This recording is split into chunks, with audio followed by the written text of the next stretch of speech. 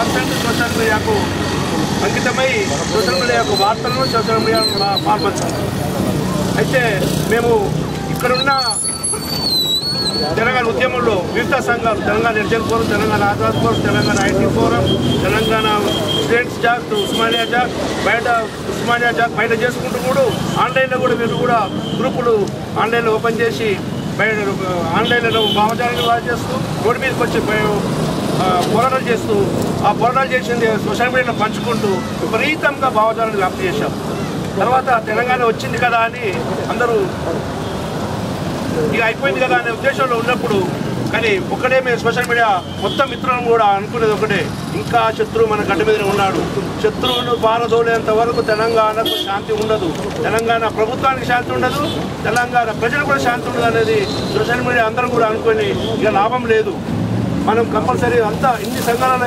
ఇన్ని రోజులు 10 సంవత్సరాల నుంచి పనిచేసిన వాళ్ళమంతా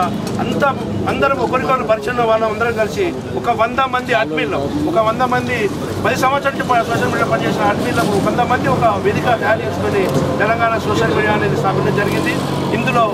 ఒక నెల 10 రోజుల్లోనే 3,000 మంది మెంబర్స్ దాంట్లో జాయిన్ అయ్యారు. కనీసం రోజు ఒక 200 పోస్టులు, కనీసం రోజు 200 పోస్టులు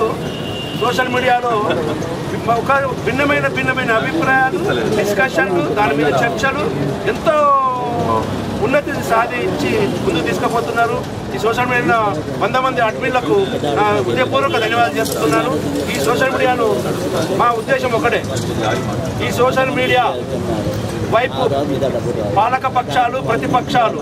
ఈ సోషల్ మీడియా వైపు పాలక పక్షాలు ప్రతిపక్షాలు కనుక చూడగలిగితే మేము తెలంగాణ సమాజానికి ఎంతో మేలు చేసిన వాళ్ళ అనేది నా